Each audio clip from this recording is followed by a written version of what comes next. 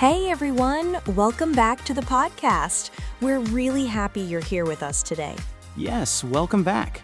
Before we start, can we ask you something real quick?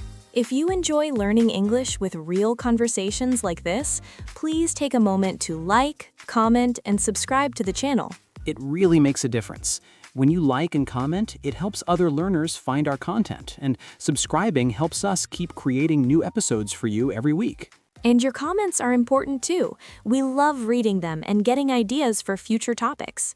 All right, now let's jump in. Emma, today's topic is something that makes a lot of people nervous. Very nervous. Today, we're talking about dating in English. Yeah, dating can already feel stressful, and doing it in another language can feel even harder. Exactly. Many learners think, what if I don't know what to say? Or what if I say something wrong? But the good news is, you don't need perfect English to date successfully. Not at all. You just need simple, natural phrases and the confidence to use them. That's what we're here for. We'll focus on real situations, not textbook conversations. So let's start with something very basic.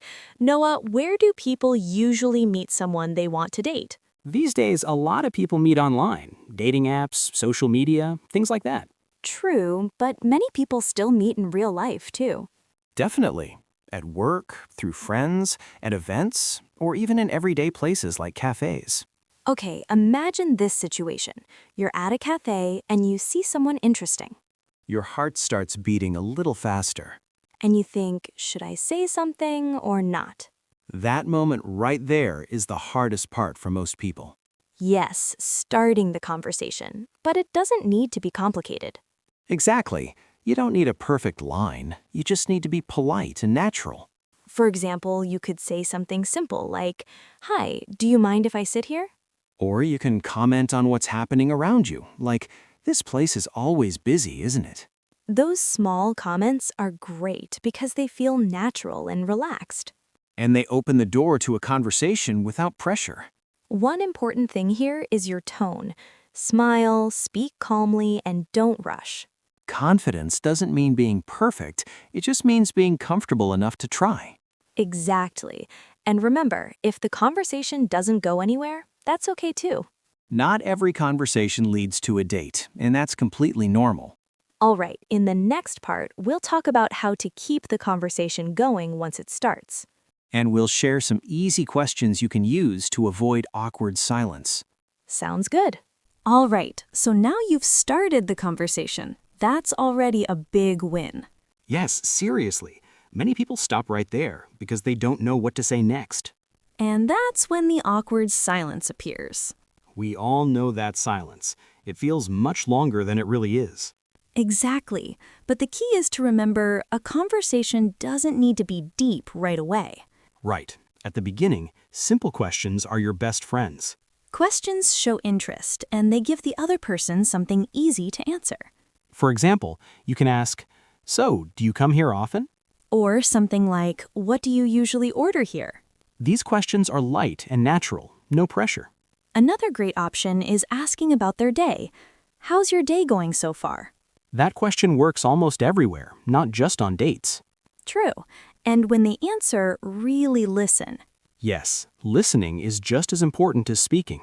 If they say, "It's been a long day at work," you can follow up with, "Oh yeah, what do you do?" That's called a follow-up question, and it keeps the conversation flowing. Exactly.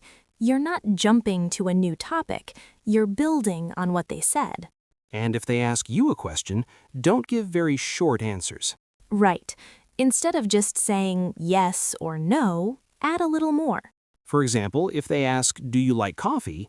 you could say, "Yes, I love coffee, especially in the morning." That extra information gives them something to respond to. Now let's talk about something important, being yourself. Yes, some people try to sound very impressive on a date. They use difficult words or pretend to like things they don't. But that usually makes the conversation feel unnatural. It's much better to speak simply and honestly. If you don't understand something, it's okay to say, "Sorry, could you repeat that?" Or, "I'm still learning English, so sometimes I need a moment." Most people appreciate honesty, and it actually makes you more relatable. Exactly. You're not being tested, you're just getting to know someone. In the next part, we'll talk about how to show interest and how to know if the other person is interested too. That's a really important part of dating. So tell us. So now let's talk about something subtle but very important, showing interest. Yes, a lot of learners ask, how do I show I'm interested without sounding too strong?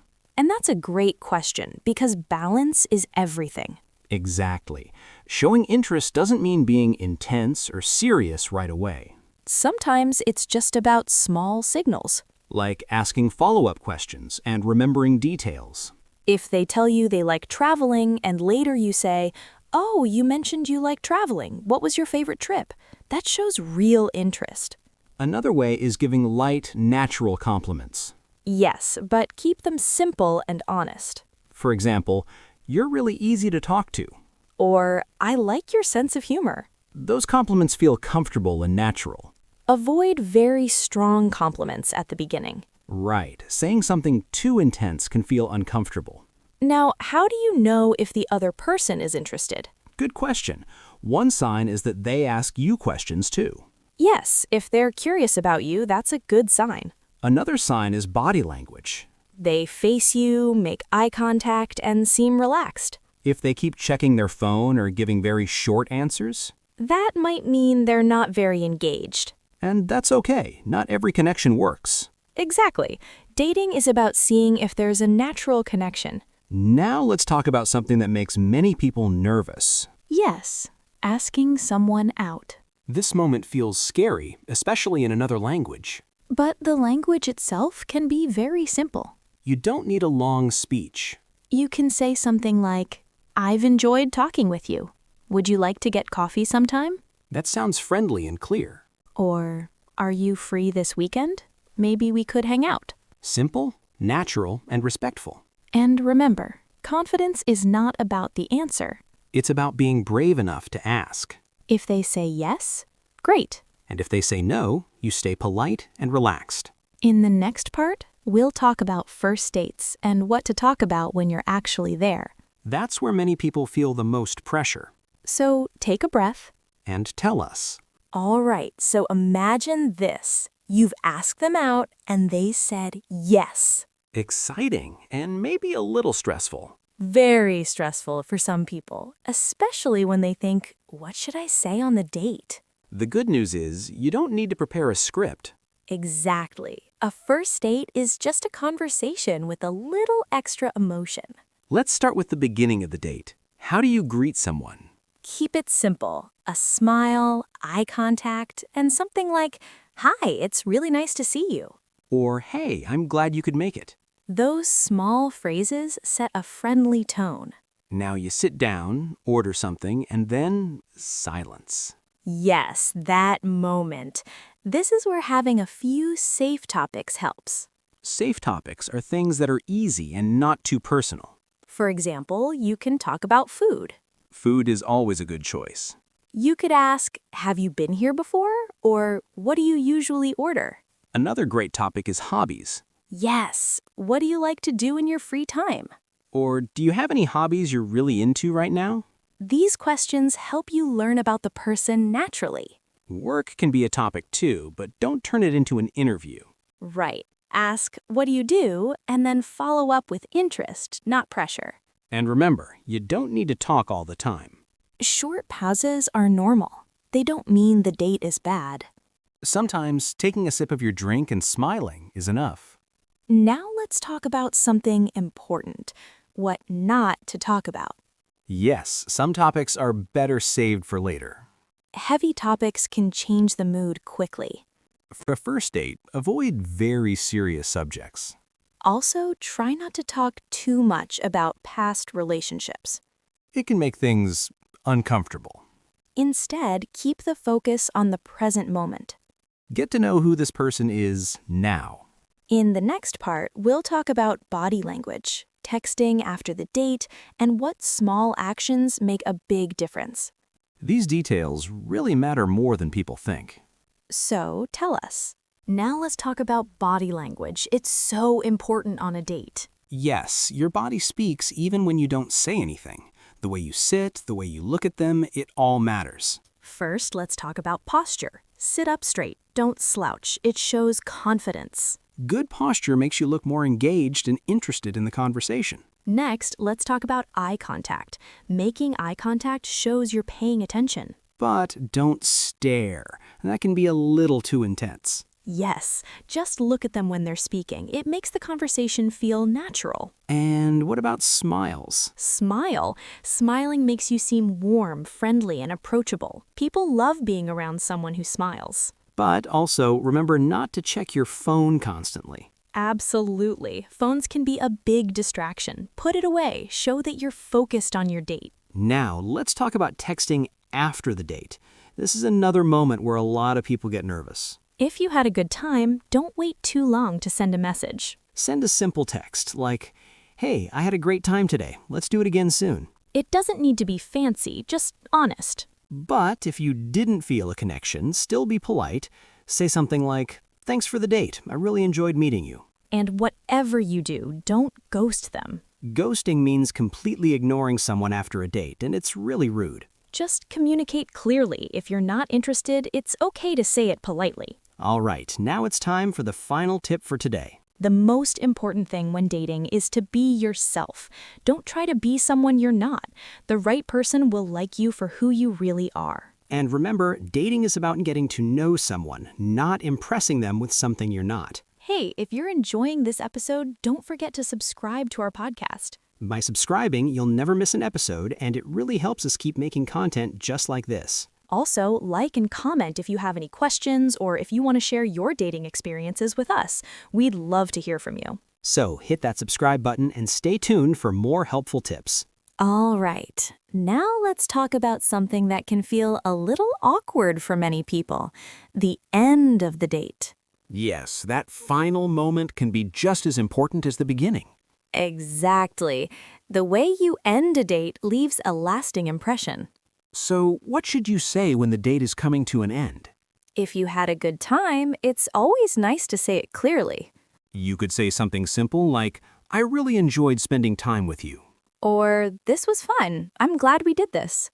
Those phrases show interest without pressure. Now, if you want to see them again, it's okay to say that too. Yes, you can say, "I'd love to do this again sometime." Clear and honest. No guessing games. And if you're not feeling a connection, You can still be kind and respectful.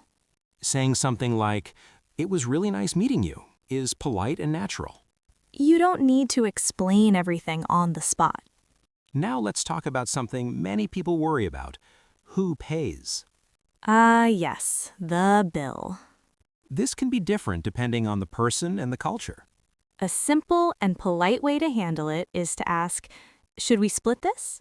Or if you invited them, you can offer, "I've got this." If the other person wants to split, just accept it gracefully.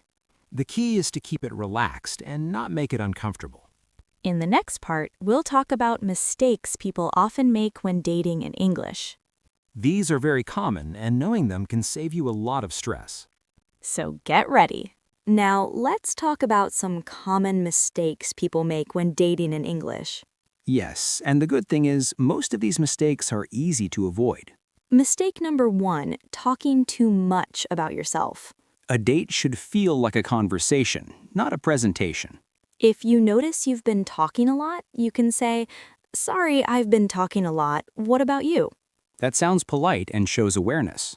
Mistake number 2, being too negative. Complaining too much about work, life, or other people can bring the mood down. It's better to keep things light, especially in the beginning. Mistake number 3, trying too hard to impress. Yes, using very complicated English or exaggerating stories can feel unnatural. Simple, honest English is always better.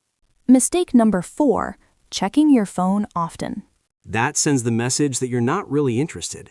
Put your phone away and be present. Mistake number 5, not listening carefully. Listening is just as important as speaking. Show interest by reacting and asking follow-up questions.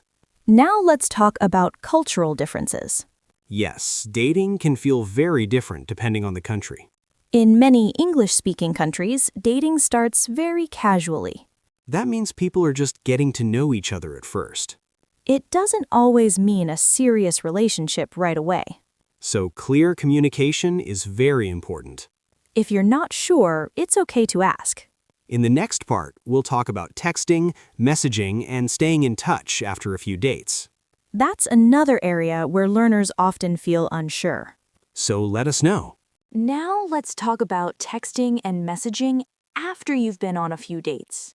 This is where a lot of people overthink things. Yes, they start asking themselves, did I text too fast or should I wait longer? The best advice? Be natural. If you enjoyed the date, it's okay to send a message the same day or the next day. A simple message works best. For example, hey, I had a really nice time today. Or, thanks for dinner. I enjoyed our conversation. You don't need long messages or dramatic words. Short, honest messages feel more genuine. Now, what if the other person replies slowly? That happens sometimes, and it doesn't always mean something bad. Everyone has different habits with their phone. Try not to read too much into every message. If the conversation flows, great. If it doesn't, that's also information. Now let's talk about making plans again. Yes, after a few messages, it's good to suggest meeting again. You can say, would you like to meet again this weekend? Or, are you free sometime this week? Clear, simple, and respectful. Now, one important rule, don't play games. Exactly. Dating isn't about pretending not to care. If you like someone, it's okay to show it. And if you're not interested, be honest, but kind. In the next part, we'll talk about becoming more serious and how to talk about expectations. That's a big step for many people. So, take a breath.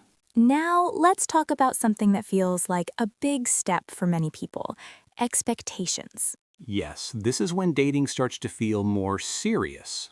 After a few dates, it's normal to wonder, where is this going? And instead of guessing, it's better to communicate. Communication can feel uncomfortable, but it actually builds trust. So how do you bring up expectations in English? You can start gently. For example, I really enjoyed spending time with you. Then you can continue with something like, I wanted to ask how you're feeling about us. That sounds respectful and open. Another option is, are you seeing other people or are you looking for something more serious? Asking directly helps avoid misunderstandings. Now, let's talk about different answers. If both people want the same thing, that's great. And if they don't? Then you have information, and that's important too. It's better to know early than to feel confused later. Now, what if someone says they're not ready for something serious? You can respect that and decide what's best for you. Dating is about choice, not pressure. And remember, there's no right timeline. Everyone moves at a different pace. In the next part, we'll talk about handling rejection, both giving it and receiving it. That's a topic everyone needs, even if they don't like it. So let us know. All right, let's talk about something everyone experiences at some point: rejection. Yes, rejection can feel uncomfortable, but it's a normal part of dating. If someone says they're not interested, try not to take it personally. It doesn't mean there's something wrong with you. It simply means you're not the right match for each other. A good way to respond is to stay calm and respectful. You can say something like, I understand, thanks for being honest. That shows maturity and confidence. Now, what if you are the one who isn't interested? Honesty is important, but kindness matters too. You could say, I had a nice time, but I didn't feel a romantic connection. Clear, polite, and respectful. Avoid disappearing without explanation. Yes, ghosting can be confusing and hurtful. Clear communication makes dating healthier for everyone. So before we wrap up, let's remember the big picture. Dating in English isn't about using perfect grammar or fancy words. It's about being yourself and communicating honestly. Simple phrases, real listening, and kindness go a long way. And every date is also practice for your English. Even if it doesn't work out romantically, you're still improving your confidence and your communication skills. That's always a win. If this episode helped you feel more confident about dating in English, please like this episode. When you like our content, it helps more English learners discover the podcast. And don't forget to subscribe. Subscribing means you won't miss future episodes, and it really supports our work so we can keep creating practical, real-life English lessons for you.